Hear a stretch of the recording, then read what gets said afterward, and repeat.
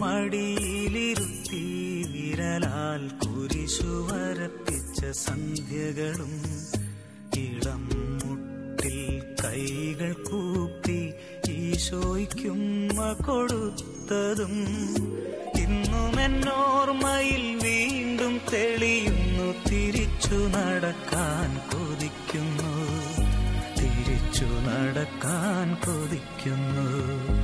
അമ്മ മടിയിലിരുത്തി വിരലാൽ കുരിശു വരപ്പിച്ച സന്ധ്യകളും ഇളം മുട്ടിൽ കൈകൾ കൂപ്പി ഈശോയ്ക്കുമ്മ കൊടുത്തതും ഇന്നും എന്നോർമ്മയിൽ വീണ്ടും തെളിയുന്നു. തിരിച്ചു നടക്കാൻ കൊതിക്കുന്നു, തിരിച്ചു നടക്കാൻ കൊതിക്കുന്നു.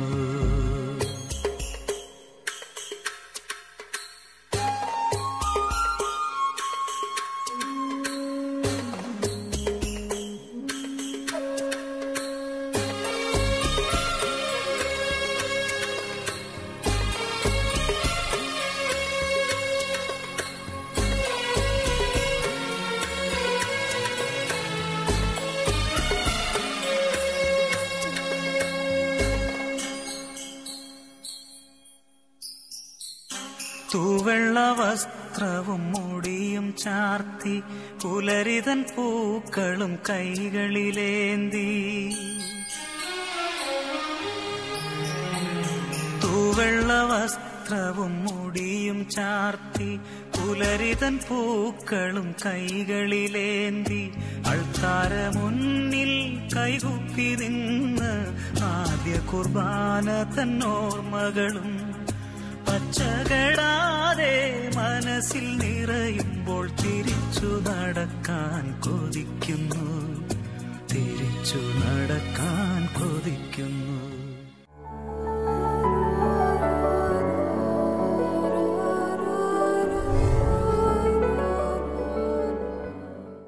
സ്നേഹമുള്ളവരെ, നിങ്ങൾക്കെല്ലാവർക്കും വചനം കേൾക്കുന്ന എല്ലാവരുടെ ജീവിതത്തിൽ ദൈവത്തിന് വലിയ ഇടപെടലുണ്ടാകട്ടെ എന്ന് മദർ ഹോം ധ്യാന കേന്ദ്രത്തിൽ നിന്നും ഞാൻ ആശംസകൾ പങ്കുവയ്ക്കുകയാണ്. ഈ ധ്യാന കേന്ദ്രത്തിൽ ധ്യാനിക്കാൻ വരുന്ന എല്ലാ ആളുകളോടും ധ്യാനത്തിൻ്റെ ഏതെങ്കിലും അവസരത്തിൽ വെച്ച് ഞാൻ പങ്കുവെച്ചു കൊടുക്കുന്ന വചനഭാഗമാണ് വിശുദ്ധ മർക്കോസിൻ്റെ സുവിശേഷം 4-ാമത്തെ അധ്യായം. അതിലെ 35 മുതൽ വചനങ്ങളിൽ തീർച്ചയായും ഞാൻ ധ്യാനത്തിൻ്റെ ഏതെങ്കിലും അവസരത്തിൽ അവരെ വായിച്ചു കേൾപ്പിക്കും. ഒരു പ്രാവശ്യമെങ്കിലും പറയും. അതിലെ 35-ാമത്തെ വചനം ഇങ്ങനെയാണ് പറഞ്ഞു വെക്കുന്നത്: അന്ന് സായാഹ്നമായപ്പോൾ അവൻ അവരോട് പറഞ്ഞു, നമുക്ക് അക്കരയ്ക്ക് പോകാം.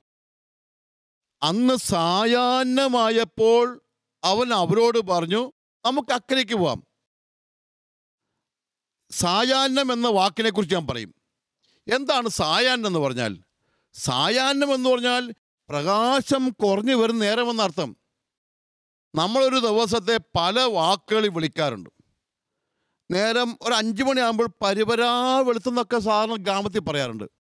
പിന്നെ കുറച്ച് കഴിയുമ്പോൾ ഇത്തിരി കൂടി വെളുത്തു, പിന്നെ സൂര്യൻ ഉദിച്ചു, വെട്ടം വന്നു, അല്ലെ നല്ല വെളിച്ചമായി. കുറച്ച് കഴിഞ്ഞ് ഉച്ചയാകുമ്പോഴത്തേക്കും കത്തി നിൽക്കുകയാണ്, തലയ്ക്ക് മുകളിൽ കത്തി നിൽക്കുകയാണ്. ഉച്ച കഴിയുമ്പോഴത്തേക്കും പറയും വെയിൽ കുറഞ്ഞു, ചാഞ്ഞു തുടങ്ങി, ചെരിഞ്ഞു തുടങ്ങി. ഇങ്ങനെ പല വാക്കുകളുണ്ട്. സായാഹ്നം എന്ന് പറയുമ്പോൾ അർത്ഥമാക്കുന്നത് എന്താ? പ്രകാശം കുറഞ്ഞ് ഇരുട്ട് കയറി വരുന്നു.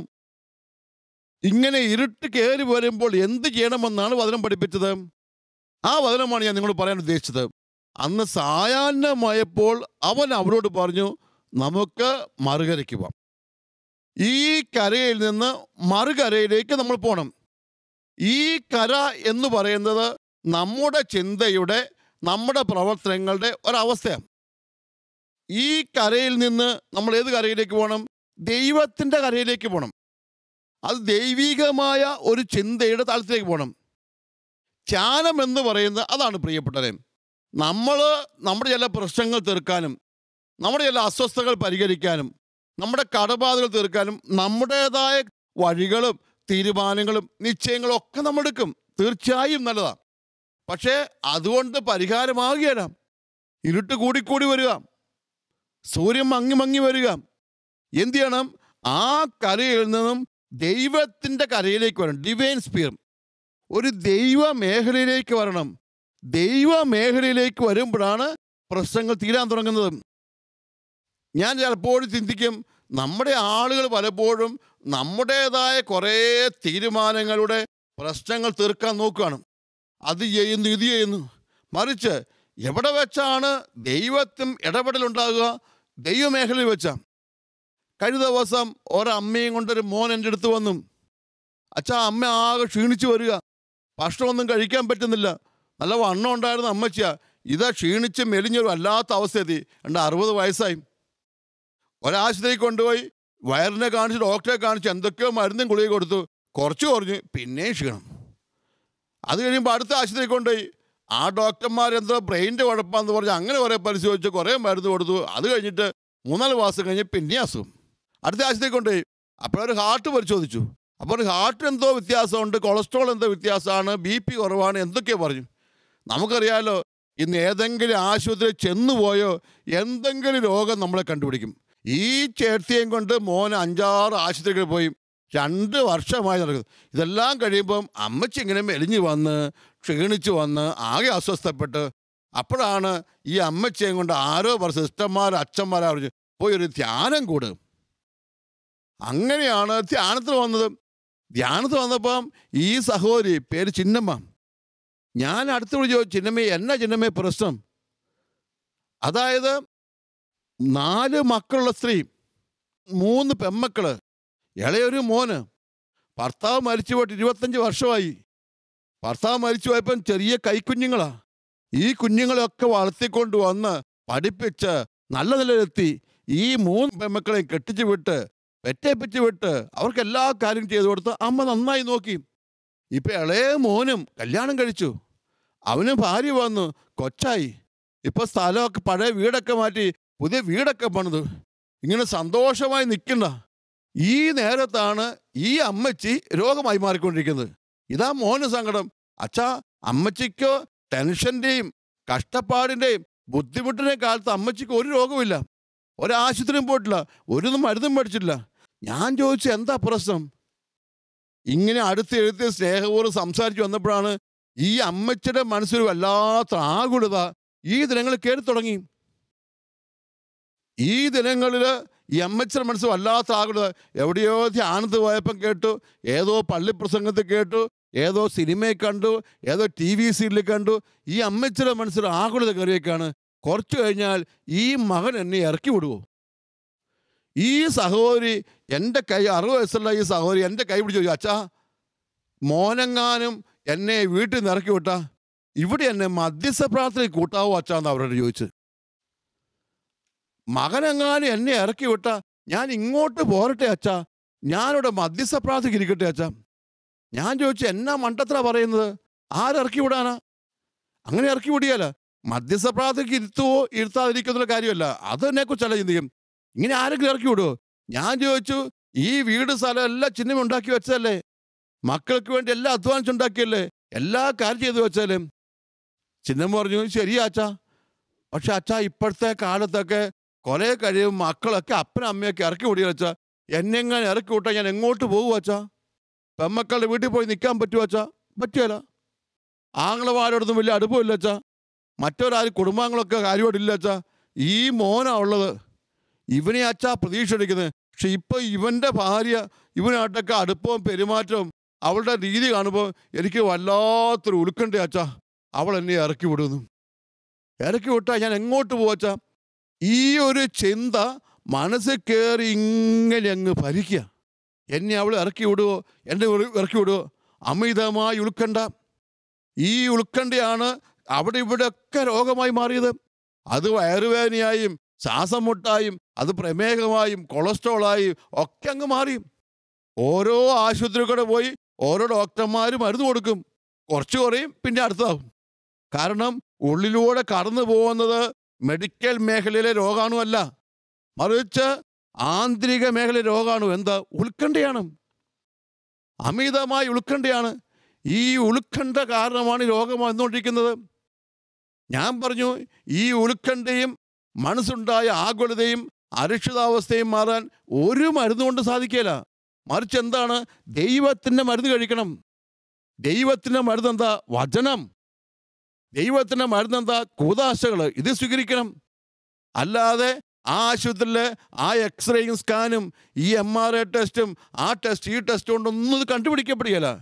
ഒരു നല്ല കൗൺസിലിങ്ങിലൂടെ, ഒരു നല്ല പ്രാർത്ഥനയിലൂടെ ഈ രോഗം കണ്ടുപിടിക്കപ്പെടുക. ഉത്കണ്ഠയാണ് രോഗാണു. ഈ ഉത്കണ്ഠ മാറാൻ എന്ത് ചെയ്യണം? ദൈവമേഖലയിലേക്ക് വരണം. അവിടെ തീർന്നു പോകും. എത്ര വലിയ മഞ്ഞായാലും സൂര്യപ്രകാശം വന്ന് ഉരുകിപ്പോകുന്നില്ലേ? ഈ മഞ്ഞ് ഉരുക്കാൻ വേണ്ടി തീ കത്തിക്കൊന്നും വേണ്ട, സൂര്യപ്രകാശം വന്നാൽ മതി.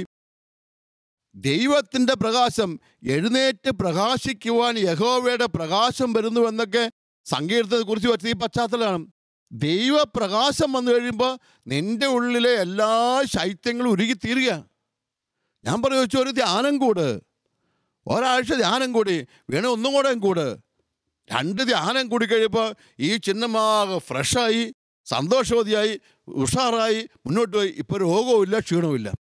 അതായത് പ്രിയപ്പെട്ടവരെ, നമ്മുടെ മേഖലയിൽ നിന്ന് പലതിനും പ്രശ്നങ്ങൾക്ക് ഉത്തരം തേടാൻ നോക്കരുത്, പരിഹാരം തേടാൻ നോക്കരുത്. പരിഹാരങ്ങൾ കറക്റ്റ് ആവുകയല്ല, മറിച്ച് എന്താ? ദൈവമേഖലയിലേക്ക് വരണം. ദൈവമേഖലയിലേക്ക് വരണം. ദൈവമേഖലയിലാണ് ദൈവം നിന്നെ പ്രവർത്തിക്കാൻ പോകുന്നത്. സ്കൂളിലൊക്കെ പഠിച്ച പാഠം ഓർത്ത് വെക്ക്. നമ്മൾ ഗുരുത്വാകർഷണം എന്ന് പറയുന്ന ആശയമുണ്ട്. ഗുരുത്വാകർഷണത്തിൽ പറഞ്ഞു വെക്കുന്നുണ്ട്, മുകളിലേക്ക് വലിച്ചെറിയുന്നെല്ലാം താഴേക്ക് പോരുമെന്ന്. പക്ഷെ അതേ സമയത്ത് റോക്കറ്റൊക്കെ വിടുന്ന കണ്ടിട്ടില്ലേ? താഴെ തീ കത്തിച്ച് റോക്കറ്റ് വിട്ടാൽ ഈ റോക്കറ്റ് എന്താ തിരിച്ചു പോരാത്തത്? കാരണം ഈ റോക്കറ്റ് ഈ ഗുരുത്വാകർഷണത്തിൻ്റെ മുകളിലത്തെ തലത്തിലേക്ക് എത്തിക്കും. സയൻസ് ശാസ്ത്രജ്ഞന്മാർ ഈ റോക്കറ്റിൻ്റെ തുമ്പത്ത് ഉപഗ്രഹവും വെച്ചുകൊണ്ട് ഇതിനെ കത്തിച്ച് വിടുന്നത് ഈ ഗുരുത്വാകർഷണത്തിനൊരു വലയുണ്ട്, അതിന് മുകളിൽ പോയാൽ മതി. മുകളിൽ പോയാൽ പിന്നെ താഴ്ന്നു പോകുകയില്ല. ഇതുപോലെ പ്രിയപ്പെട്ട നമ്മുടെ ആത്മീയതയിൽ 2 തലമുണ്ട്.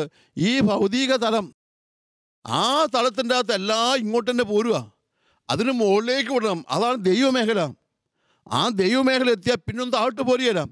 നമ്മൾ പ്രാർത്ഥിച്ചും വചനം കേട്ടുമൊക്കെ നമ്മുടെ ജീവിതങ്ങൾ ഉയർത്തേണ്ടത് ആ ദൈവമേഖലയിലേക്കാണ്. ആ ദൈവമേഖല എത്തിക്കഴിയുമ്പം പിന്നെ ദൈവത്തിൻ്റെ മേഖലയായി, എല്ലാത്തിനും പരിഹാരമായി. പിന്നെ നമ്മളൊന്നും ചെയ്യേണ്ടതില്ല. അതായത് ദൈവത്തിൻ്റെ മേഖലയിലേക്ക് കൈവിട്ട് കൊടുക്കണം. അതുകൊണ്ടാണ് ബൈബിള് പല സ്ഥലത്തും ആവർത്തിച്ച് പറയുന്നത്, നിങ്ങളുടെ ഉത്കണ്ഠകളെല്ലാം കർത്താവിനെ ഏൽപ്പിക്കാം. അതായത് നമ്മുടെ ജീവിതത്തിലെ പ്രശ്നങ്ങൾക്ക് പരിഹാരം നമ്മൾ തന്നെയല്ല. നമുക്ക് പലപ്പോഴും നിസ്സഹായരാണ് പ്രിയപ്പെട്ടവരെ. നമ്മൾ എന്ത് ചെയ്യണം? ദൈവത്തിൻ്റെ വാക്കുകളിലും ദൈവത്തിൻ്റെ വചനങ്ങളിൽ വിശ്വസിക്കണം. ദൈവത്തിൻ്റെ വാക്കുകളിലും വചനങ്ങൾ വിശ്വസിക്കുമ്പോൾ അവിടെയാണ് സൗഖ്യം ഉണ്ടാകുന്നത്. അതുകൊണ്ടാണ് ലൂക്കാ സുവിശേഷം 1:45 ആരാണ് ഭാഗ്യവാൻ, ആരാണ് ഭാഗ്യവതി? മറിയത്തിൻ്റെ സ്തോത്രഗീതത്തിൽ വ്യക്തമായി കുറിച്ചു വെക്കുന്നു, കർത്താവ് അരുളി ചെയ്ത കാര്യങ്ങൾ നിറവേറുമെന്ന് വിശ്വസിച്ചവൾ ഭാഗ്യവതി. കർത്താവ് അരുളി ചെയ്ത കാര്യങ്ങൾ, മനുഷ്യൻ പറഞ്ഞ കാര്യങ്ങളല്ല. നമ്മൾ മനുഷ്യർ പറയുന്ന കാര്യങ്ങൾ കേട്ട് നടക്കുമ്പോഴാണ് പലപ്പോഴും നമുക്ക് പ്രശ്നങ്ങളുണ്ടാകുന്നത്. അവർ പറഞ്ഞു, ഇവർ പറഞ്ഞു, അങ്ങനെ പറഞ്ഞു, ഇങ്ങനെ പറഞ്ഞു. മറിച്ച് കർത്താവ് പറഞ്ഞ കാര്യം കേൾക്കുമ്പോഴത്തേക്കും നമ്മൾ ഭാഗ്യവാന്മാരായി മാറും. ഒരു 4 മാസങ്ങൾക്ക് മുമ്പ് ഇവിടെ ധ്യാനത്ത് വന്ന അമ്മയും മോനെയും ഞാൻ ഓർക്കും. 7 വയസ്സുള്ളൊരു കൊച്ചിൻ്റെ കിഡ്നി തകരാറാണ്. വളരെ സാധാരണ കുടുംബത്തിൽപ്പെട്ട സോണിയ എന്ന് പറയുന്ന ഒരു പെൺകുട്ടിയും, 30 വയസ്സേ ഉള്ളൂ. അവളുടെ കൊച്ച് 7 വയസ്സുള്ള ആൺകൊച്ച്, അവന് വയറ്റുവേദന. സാധാരണ ആശുപത്രി കാണിച്ചു, അവർ വേറെന്തൊക്കെയോ മരുന്ന് കൊടുത്തു, വലിയ ആശുപത്രി കാണിച്ചു. അവസാനം ഈ മലബാറിലൊക്കെ ഏറ്റവും ഫേമസ് എന്ന് പറയാവുന്ന കോഴിക്കോട് പോയി. അവിടെ ചെന്നപ്പോൾ അവർ പറഞ്ഞു കിഡ്നിക്ക് തകരാറാണ്, ഓപ്പറേഷൻ വേണം. ഒരു വലിയ തുകയായി കണക്കൂട്ടി പറഞ്ഞു. അവർക്ക് ചിന്തിക്കാൻ പോലും പറ്റാത്ത തുക. അവർ പറഞ്ഞു, അയ്യോ സാറേ, പേടിച്ച് തിരിച്ചു പോന്നു. തിരിച്ചു വന്ന് മംഗലാപുരത്ത് പോയി. അവിടെ ചെന്നപ്പോൾ അവർ ഓപ്പറേഷൻ ചെയ്യാമെന്ന് പറഞ്ഞു. ഓപ്പറേഷൻ ചെയ്തു. ഈ ഓപ്പറേഷൻ കഴിഞ്ഞ് വീട്ടിൽ വന്നപ്പോഴും കൊച്ചിന് അതിനേക്കാൾ വലിയ, കാരണം കൊച്ചിൻ്റെ കിഡ്നി തകരാറാണ്. ഈ കിഡ്നിയിൽ എന്തോ പ്രതിസന്ധി, മൂത്രനാളിൽ എവിടെയോ പ്രശ്നം, അതാണ് ഓപ്പറേഷൻ ചെയ്തത്. അവർ ഓപ്പറേഷൻ ചെയ്ത് കുഴപ്പമില്ലെന്ന് പറഞ്ഞു വിട്ടതാ. പക്ഷെ ഇവിടെ വന്നപ്പോൾ ആണ് മനസ്സിലായത് അവിടെ എല്ലാം പഴുത്തു. ആ ഓപ്പറേഷൻ പരാജയപ്പെട്ടു. അവർ പിന്നെയും കൊണ്ടുപോയി. പിന്നെയും കൊണ്ടുപോയപ്പോൾ ഡോക്ടർ പറഞ്ഞു വേറെ എന്തൊക്കെയോ മരുന്നാണ് ഇനി വേണ്ടത്, അത് ഇവിടെ ആശുപത്രി ഇല്ല, പുറമേ നിന്ന് ബോംബെ നിന്നെങ്ങാണ്ട് വരുത്തണം. അതുകൊണ്ട് നിങ്ങൾ പോയി 2 ആഴ്ച കഴിഞ്ഞ് വാ, പൈസ ആക്കിക്കൊണ്ട് വാ, കുറേ പൈസയാക്കി വേണം. അപ്പോഴാണ് ഈ പാവപ്പെട്ട മനുഷ്യർ ഇവിടെ വന്നു. അവർ വന്നപ്പോൾ ആരോ പറഞ്ഞു മദർ ഹോമിൽ പോയി അച്ഛനേക്കാണ് ഒരു ധ്യാനം കൂടാൻ പറ. അങ്ങനെയാണ് എൻ്റെ അടുത്ത് വന്നത്. വന്നപ്പോൾ ഞാൻ പറഞ്ഞു ചികിത്സകൾ, മരുന്നുകൾ, ഡോക്ടർമാരൊക്കെ ഞാൻ മാനിക്കുന്നു. ശരിക്കും എന്തോ തോന്നുക, മോളെ നീ ഈ ഒരാഴ്ച ധ്യാനം കൂട്, പൈസ ഇല്ലേലും സാരമില്ല, മോൾ ഇവിടെ ധ്യാനം കൂട്, ധ്യാനം കൂടി നീ വിളിച്ച് പ്രാർത്ഥിക്ക്, കർത്താവ് സ്പർശിക്കട്ടെ. നിന്റെ വിശ്വാസതീഷ്ണതയോടനുസരിച്ച് കർത്താവ് പ്രവർത്തിക്കും. വീട്ടിലെ പ്രാരാബ്ദങ്ങളുടെ നടുവിൽ നിൽക്കുന്ന വീട്, ബുദ്ധിമുട്ട്, കൊച്ച്, ഞാൻ പറഞ്ഞ് കരഞ്ഞ് പ്രാർത്ഥിക്കേ. ഏതായാലും ധ്യാനം കഴിഞ്ഞ് ഇവർ തിരിച്ച് പിറ്റത്തെ ആഴ്ച ഓപ്പറേഷൻ പോവാം. ഓപ്പറേഷൻ പോകുമ്പോഴെന്താ സംഭവിച്ചത്? അവിടെ ചെന്ന് പരിശോധിച്ചപ്പോൾ ഡോക്ടർ പറഞ്ഞു കുഴപ്പമൊന്നും കാണുന്നില്ല. സ്കാൻ എടുത്ത് നോക്കി, ഒരു കുഴപ്പവും കാണുന്നില്ല. ഓപ്പറേഷൻ പറഞ്ഞെന്ന കൊച്ചാണെന്നുള്ള പോലും ഓർക്കുന്നില്ല. അവർ പറഞ്ഞു ഓരോ ഓപ്പറേഷനും വേണ്ട, മരുന്നും കൊടുത്തു വിട്ടു. അവർ നോക്കുമ്പോൾ കൊച്ചിൻ്റെ കിഡ്നിക്ക് ഒരു തകരാറുമില്ല, ഒരു രോഗവുമില്ല, ഒരു പഴുപ്പുമില്ല. കർത്താവ് പൂർണ്ണമായി സുഖപ്പെടുത്തി. പ്രിയപ്പെട്ടവരെ, ആ അമ്മ തന്നെ തൻ്റെ ജീവിതത്തിൽ ദൈവം എങ്ങനെ ഇടപെട്ടു, തൻ്റെ മകളുടെ ജീവിതത്തിൽ ദൈവം ഇടപെട്ടു എന്നുള്ള സാക്ഷ്യം പറയുന്നത് നമുക്കൊന്ന് കേൾക്കാം. എൻ്റെ പേര് സോണിയ, മണിക്കടവിൽ നിന്നും വരുന്നു. എൻ്റെ മോന് വേണ്ടിയാണ്. മോൻ്റെ പേര് റിജൽ. അവന് 7 വയസ്സുണ്ട്, 2ാം ക്ലാസ്സിൽ പഠിക്കുന്നു. അവന് ചെറിയൊരു വയറുവേദനയെ തുടർന്നതാണ്. മുഖത്ത് ചെറിയൊരു നീര് വന്ന് അടുത്തുള്ള ഡോക്ടറെ കാണിച്ചപ്പോൾ കിഡ്നിക്ക് ചെറിയ പ്രോബ്ലം ഉണ്ട്, അതുകൊണ്ട് സർജനെ കാണിക്കണമെന്ന് ആവശ്യപ്പെട്ടു. അത് കഴിഞ്ഞ് ഞങ്ങൾ സർജനെ കാണിക്കാൻ വേണ്ടി കണ്ണൂർ പോയി. അവിടെ ചെന്ന് ടെസ്റ്റ് നടത്തിയപ്പോൾ പറഞ്ഞു കിഡ്നിക്ക് ബ്ലോക്കാണ്, അതുകൊണ്ട് ഉടൻ തന്നെ ഓപ്പറേഷൻ വേണമെന്ന് പറഞ്ഞു. അവർ കോഴിക്കോടേക്ക് ഞങ്ങളെ അയച്ചു. ഞങ്ങൾ അവിടെ ചെന്ന് ടെസ്റ്റ് എല്ലാം പൂർത്തിയാക്കി ഡോക്ടർ റിസൾട്ട് കൊണ്ട് കാണിച്ചു പറഞ്ഞു എത്രയും പെട്ടെന്ന് ചെയ്യുവാണെങ്കിൽ അത്രയും നല്ലത്, അല്ലെങ്കിൽ കിഡ്നി നീക്കം ചെയ്യണമെന്ന് പറഞ്ഞു. ഞങ്ങൾ അവിടെ നിന്ന് പൈസയ്ക്ക് സാമ്പത്തിക ബുദ്ധിമുട്ടായതുകൊണ്ട് മംഗലാപുരത്തേക്ക് പോയി. അവിടുന്ന് ടെസ്റ്റ് നടത്തിയപ്പോൾ ഡോക്ടർ ഇങ്ങനെ തന്നെ പറഞ്ഞു പെട്ടെന്ന് ചെയ്യണമെന്ന് പറഞ്ഞു. ഉടനെ അവനെ പിറ്റേ ദിവസം തന്നെ ഓപ്പറേഷൻ ചെയ്തു. ഓപ്പറേഷൻ ഇച്ചിരി സീരിയസ് ആയിരുന്നു. 5.5 മണിക്കൂർ കൊണ്ട് ഓപ്പറേഷൻ പൂർത്തീകരിച്ചത്. അങ്ങനെ ഒരാഴ്ച കിടന്നു കഴിഞ്ഞപ്പോൾ പെട്ടെന്ന് മൂത്രത്തിൽ ഇൻഫെക്ഷൻ വന്ന് കടുത്ത പനിയെല്ലാം ആയിരുന്നു. അങ്ങനെ ചെയ്ത കിഡ്നിയിൽ നിന്ന് മൂത്രസഞ്ചിയിലേക്ക് ഇട്ട ട്യൂബ് അവർ എടുത്തു മാറ്റി. അതിൻ്റെ അലർജി മൂലമാണ് പനി വന്നതെന്ന് പറഞ്ഞു.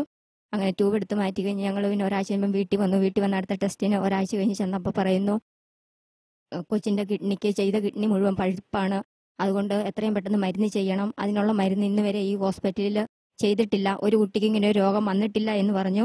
എന്നിട്ട് പറഞ്ഞു മരുന്നിന് ഉണ്ടാക്കിയിട്ട് ഈ ഹോസ്പിറ്റലിൽ വരണം, അത് ഒരാഴ്ച താമസം പിടിക്കും, അത് നിങ്ങൾ വീട്ടിൽ പോയിട്ട് ഞാൻ വിളിക്കുന്ന സമയത്ത് വന്നാൽ മതി എന്ന് ഡോക്ടർ പറഞ്ഞു. അങ്ങനെ ഞങ്ങൾ വീട്ടിൽ പോയി. വീട്ടിൽ ചെന്ന് കഴിഞ്ഞപ്പോൾ ഡോക്ടർ ഒരു ദിവസത്തെ ഡേറ്റ് തന്നിട്ട് പറഞ്ഞു എല്ലാം മരുന്നെല്ലാം ഓക്കെ ആയി, 40% കൂടെ ആയാൽ മതി, അത് നാളെ ആശുപത്രിയിൽ മരുന്ന് വരും, അവിടെ നിങ്ങൾ എത്രയും പെട്ടെന്ന് വന്ന് അഡ്മിറ്റ് ആകണമെന്ന് പറഞ്ഞു. ഓപ്പറേഷൻ നിശ്ചയിച്ച് തിങ്കളാഴ്ചയായിരുന്നു, ഞായറാഴ്ച. അപ്പോൾ ധ്യാനം കൂടിയിട്ട് പോയി ഓപ്പറേഷൻ നടത്താമെന്നൊരു തോന്നൽ തോന്നി. മോനെയും കൂട്ടി ഞാൻ ധ്യാനത്തിന് വന്നു. മാത്യുവച്ചനെ കണ്ട് പ്രാർത്ഥിച്ചപ്പോൾ മാത്യുവച്ചൻ പറഞ്ഞു ഇനി ഓപ്പറേഷൻ ചെയ്യേണ്ട വരികയില്ല, ഈശോ പറഞ്ഞത് ഓപ്പറേഷൻ ചെയ്യണ്ട എന്നാണ്. പിന്നെ നിങ്ങൾക്ക് നിങ്ങളുടെ വിശ്വാസം ഈശോയോട് എന്തേലും കൂടുതൽ അടുക്കുന്നു, അതനുസരിച്ച് കൊച്ചിന് കുറവ് വരും. ശക്തിയായി മാതാവിനോട് മുട്ടിപ്പായി പ്രാർത്ഥിക്കുവാണെങ്കിൽ ഇനി ചെയ്യേണ്ട വരികയില്ല എന്നാണ് ഈശോ വെളിപ്പെടുത്തി തരുന്നത് എന്ന് പറഞ്ഞു. ധ്യാനം കഴിഞ്ഞ് വീട്ടിൽ ചെന്നപ്പോൾ ചോദിച്ചു ഡോക്ടർ വിളിച്ചോ എന്ന് ചോദിച്ചു. അപ്പോൾ ഡോക്ടർ വിളിച്ചിട്ടില്ല. എന്നിട്ട് പിന്നെ ടെസ്റ്റ് നടത്താമെന്ന് പറഞ്ഞു. ഞങ്ങൾ എല്ലാം റെഡിയായി ആശുപത്രി ചെന്നു കഴിഞ്ഞപ്പോൾ ഡോക്ടർ പറയുന്നു പുറമെ തൊട്ട് നോക്കിയിട്ട് പറഞ്ഞു ഇവരിപ്പോൾ യാതൊരു കുഴപ്പവും കാണുന്നില്ല, ഉള്ളിലെ കാര്യം എന്നാന്ന് അറിയത്തില്ലാത്തത് കൊണ്ട് സ്കാൻ ചെയ്ത് നോക്കണം എന്ന് പറഞ്ഞു. അങ്ങനെ സ്കാൻ ചെയ്ത് കഴിഞ്ഞപ്പോൾ പറഞ്ഞു അവനൊരു പഴുപ്പുമില്ല, അങ്ങനെ ഒരു രോഗം അവന് ഇപ്പോഴില്ല, ഓപ്പറേഷൻ്റെ വേണ്ട എന്നാണ് പറഞ്ഞത്. ഈശോയ്ക്ക് 1000 നന്ദി, സ്തുതി. ഈശോയെ സുഖപ്പെടുത്തിയതിന് നന്ദി. ഇവിടുത്തെ ധ്യാനം കൂടി അമ്മയും മോനും കൂടെ ധ്യാനം കൂടി പ്രാർത്ഥിച്ചുള്ളൂ. ഒരു പാരസെറ്റമോൾ ഗുളിക പോലും ഇവിടുന്ന് കൊടുത്തിട്ടില്ല. പ്രിയപ്പെട്ട നിങ്ങളുടെയൊക്കെ ജീവിതത്തിൽ ചില പ്രതിസന്ധികളിലൂടെ നിങ്ങൾ കടന്നു പോകും. ഈ പ്രതിസന്ധികളിലൂടെ കടന്നു പോകുമ്പം നിങ്ങൾ ആദ്യം ദൈവസ്വരം കേൾക്കുന്ന മേഖലയിലേക്ക് വരണം. നിങ്ങൾക്ക് തന്നെ ചില പ്രശ്നങ്ങൾ തീർക്കാൻ പറ്റില്ല. ദൈവം ഇടപെട്ട് കഴിയുമ്പോൾ ആ പ്രശ്നങ്ങൾ തീരും. അപ്പം നിങ്ങളൊരു വണ്ടി ഓടിച്ച് പോവുകയാണ്. വണ്ടി ഓടിച്ചു പോകുമ്പോൾ വണ്ടി എവിടെയോ ചെന്നപ്പോൾ വണ്ടി നിന്നുപോയി. നിങ്ങൾ എന്തൊക്കെയോ സ്റ്റാർട്ടാക്കിയിട്ട് തിരിച്ചിട്ടും മറിച്ച് വണ്ടി സ്റ്റാർട്ടാകുന്നില്ല കണക്കാക്കുക. അപ്പോൾ നിങ്ങളുടെ വണ്ടിയിൽ യാത്ര ചെയ്യുന്ന ഒരാൾ പറഞ്ഞു ഞാനൊരു ഡ്രൈവറാണ്, ഞാനൊന്ന് നോക്കട്ടെ, അല്ല എൻ്റെ വണ്ടിയാണ് ഞാൻ നോക്കിക്കോളും എന്നൊക്കെ വേണേൽ അഹങ്കാരത്തെ പറയാം. മറിച്ച് അയാൾക്കൊരു ചാൻസ് കൊടുത്താലോ, എന്നാൽ നീ ഒന്ന് നോക്ക്, ചിലപ്പോൾ അയാൾ കയറി ഒന്ന് തിരിക്കുമ്പോഴേ വണ്ടി സ്റ്റാർട്ടാകുമായിരിക്കും. അതായത് നിൻ്റെ ജീവിതത്തിൻ്റെ വണ്ടി സ്റ്റാർട്ട് ചെയ്യാൻ ദൈവത്തെ നീ വിളിക്ക്. ദൈവം വിചാരിച്ചാൽ ആ വണ്ടി സ്റ്റാർട്ടായിക്കോളും. ഇപ്പം നിനക്ക് വലിയ കടബാധകളുണ്ട്. മോനെ, ഈ കടബാധ തീർക്കാൻ നിനക്ക് അവിടുന്ന് ലോണ് ഇവിടുന്ന് ലോണും ഒക്കെ. പക്ഷേ ദൈവത്തോട് നീ ഒന്ന് ആഴമായി മുട്ടിപ്പാട്ട് 2 ദിവസം ഒന്ന് പ്രാർത്ഥിച്ചേ. ദൈവം ഒരു വഴി കാണിച്ചു തരികയല്ലേ. നിനക്കൊരു ബിസിനസ് ശരിയായി കിട്ടിയാൽ പോരെ, നിനക്ക് വിദേശത്ത് പോകാനുള്ള പേപ്പർ ജയിച്ചാൽ പോരെ. ചിലപ്പോഴൊക്കെ ഞാൻ കാണും ഈ IELTS പരീക്ഷ, ഹാർഡ് എക്സാം തുടങ്ങി വിദേശത്ത് ജോലി കിട്ടാനുള്ള പരീക്ഷയ്ക്ക് പഠിക്കുന്ന കുട്ടികളെ ഇവർ തലകുത്തി കിടന്ന് 5, 6, 8 പ്രാവശ്യം IELTS പരീക്ഷ എഴുതും, എഴുതിയെല്ലാം തോക്കും. ഞാൻ ചോദിച്ച മോളെ, എപ്പോഴെങ്കിലും വന്ന് ഒരു ധ്യാനം നീ കൂട്. നീ 5-6 പ്രാവശ്യം എഴുതിയില്ലേ, ഇനിയൊരു അതിനുവേണ്ടി ഇത്രയും പൈസ മുടക്കിയില്ലേ, നീ ഒരു 4 ദിവസം ഏതെങ്കിലും ധ്യാന കേന്ദ്രത്തിൽ പോയി നിന്റെ ഫോണും കാര്യങ്ങളൊക്കെ ഓഫാക്കി വെച്ച് നീ ശാന്തമായി ദൈവത്തെ ഒന്ന് മുറുകെ പിടിച്ചേ, നീ രക്ഷപ്പെടിയല്ലേ. അങ്ങനെ ഒരു വഴി ഉണ്ടല്ലോ. ആ വഴി നോക്കാതെ മറ്റ് വഴികൾ തന്നെ തപ്പി നിൽക്കരുത്. നമ്മൾ പലപ്പോഴും മണ്ടന്മാരാകുന്നത് നമ്മളെന്നും ആളുകൾ പറയുന്ന വഴികളിലൂടെ മാത്രം പോയിക്കൊണ്ടിരിക്കുക, അതെവിടെയും എത്തുന്നില്ല. ദൈവത്തിൻ്റെ വഴികളിലേക്ക് എത്തണം. വിദേശങ്ങളിലൊക്കെ പോയിട്ടുള്ളവർക്കും യാത്ര ചെയ്തവർക്കറിയാം, അവിടെ ഏതെങ്കിലും സ്ഥലത്ത് പോകണമെങ്കിൽ വണ്ടിയിൽ കാറിലൊക്കെ പോകുമ്പോൾ നമ്മൾ ആ സ്ഥലമൊക്കെ ഗൂഗിളിൽ അങ്ങ് പറയുകയാണ്. നാവിഗേഷൻ സിസ്റ്റം നമുക്ക് ഡയറക്ഷൻ തരും, ഇന്ന റോട്ടിൽ പോ, ഇത്ര മൈൽ പോവുക, ഇങ്ങോട്ട് വളവ് തിരിയുക, ഈ സ്ട്രീറ്റിൽ പോവുക എന്ന്. ഇനി എവിടെയെങ്കിലും നമ്മൾ തെറ്റിച്ച് പോയാലും അവരന്നേരം കറക്റ്റ് ചെയ്ത് നമ്മൾ ഇന്ന ട്രാക്കിലേക്ക് കൊണ്ടുവരും. ഇതുപോലെ പ്രിയപ്പെട്ട മകനെയും മകളെയും നിൻ്റെ ഉള്ളിൽ ദൈവ സ്വരം പറയുന്നുണ്ട്, ആ വഴിക്കാണ് നീ പോകേണ്ടത്. അല്ല, നിൻ്റെ സ്വന്തം വഴികളിൽ പോകുമ്പോഴാണ് നിനക്ക് പാളിച്ച ഉണ്ടാകുന്നത്. ആ പാളിച്ച തീർക്കാൻ എന്ത് ചെയ്യണം? നീ പിന്നെ അവിടെ കിടന്ന് ഉരുളരുത്, ദൈവ വഴിയിലേക്ക് വരിക. പഴയ നിയമത്തിലെ യോനയുടെ കഥ ഞാൻ ഓർക്കും. യോനായോട് നിനിവേ എന്ന പട്ടണത്തിലേക്ക് പോകാനാണ് കർത്താവ് പറഞ്ഞത്. പക്ഷേ നിനിവേ എന്ന പട്ടണത്തിലേക്ക് പോകുന്നില്ല, ഞാൻ നേരെ എതിർ സ്ഥലത്തെ താർശീസിലേക്ക് പോവുകയാണെന്നും പറഞ്ഞ് അവൻ ഒളിച്ചോടിപ്പോയി. നിനിവേ ജനത്തിൻ്റെ മാനസാന്തരത്തെക്കുറിച്ച് ആണ് യോന എന്ന് പ്രസംഗിക്കേണ്ടത്. നിനിവേ നിവാസികൾ ദൈവത്തെ മറന്ന് തിന്മയിൽ വ്യാപരിക്കുന്നു, അതുകൊണ്ട് ദൈവത്തിലേക്ക് തിരിച്ചു വരാൻ ചെന്ന് പറയണം. പക്ഷേ യോന എന്താ പറയുന്നത്? ഞാൻ പോയി പറഞ്ഞ് അവരങ്ങനെ ചെയ്തില്ലെങ്കിൽ ദൈവം ശിക്ഷിച്ചല്ലോ. കുറേ ഉടക്ക് ന്യായങ്ങൾ യോനയ്ക്ക് പറയാണ്ട്, പറയുന്നതൊക്കെ കുറേ ശരിയാണ് താനും. അവന് സ്വന്തം ശരിയാണെന്ന് വിചാരിച്ച് ഒളിച്ചോടിപ്പോയി. അവൻ ചെന്ന് കപ്പലിൽ കയറി. എന്ത് സംഭവിച്ചു? അവൻ കയറി കപ്പലിളകി, കടലിൽ കൊടുങ്കാറ്റുണ്ടായി, തിരമാലകളുണ്ടായി, വെള്ളപ്പൊക്കം ഉണ്ടായി, ഈ കടൽ ഇളകി മറിഞ്ഞ് ശോഭിച്ചു. അപ്പോഴാണ് കപ്പിത്താനും ജോലിക്കാരും പറയുക, എന്തുകൊണ്ടാണ് നമ്മുടെ കടലിളകുന്നത്, നമ്മുടെ യാത്ര ഇങ്ങനെ ദുഷ്കരമാകുന്നത്, എന്തുകൊണ്ടാണ് ഇങ്ങനെ അസുഖസ്ഥപ്പെടുന്നത്? അവർ നറുക്കെടുപ്പിലൂടെ കണ്ടെത്തിയെന്ത്? ഈ കപ്പലിൻ്റെ അകത്ത് ദൈവത്തിന് ഇഷ്ടമില്ലാത്ത ആരോ ഒരാളുണ്ടെന്നും. അവനെ കണ്ടെത്താൻ അവർ നറുക്കെടുപ്പ് നടത്തി. നറുക്കെടുത്തപ്പോൾ കിട്ടി ഈ പേര് യോന. കപ്പലിൻ്റെ അടുത്തിട്ട് കിടന്നുറങ്ങുന്ന യോനായി അവർ പൊക്കിക്കൊണ്ടുവന്നു. അവർ പറഞ്ഞു, നീ വന്നപ്പം തൊട്ട് ഞങ്ങൾ ശ്രദ്ധിച്ചതാ, നീ കയറിയപ്പം തൊട്ടാണ് കടലിളകാൻ തുടങ്ങിയത്, നിന്റെ തലവട്ടം കണ്ടപ്പോഴാണ് തിരമാല ഉടങ്ങാൻ തുടങ്ങിയത്, നീ കാരണം പ്രശ്നം. ഇവരിവനെ തൂക്കിയെടുത്തു. അയ്യോ, ഞാൻ ദൈവത്തിൻ്റെ പ്രവാചകനാണ്. അവർ സമ്മതിച്ചില്ല. എന്ത് പറഞ്ഞാൽ നിന്നെ വേണ്ടെന്ന് പറഞ്ഞാൽ അവർ തൂക്കിയെടുത്ത് വലിച്ച് കടലിലേക്ക് എറിഞ്ഞു. ഇവൻ കടൽ ചെന്ന് വീടിൻ്റെ താമസം, കടൽ ശാന്തമായി. കടലിൽ ശോഭിക്കാൻ കാരണം എന്താ പ്രിയപ്പെട്ടവരെ?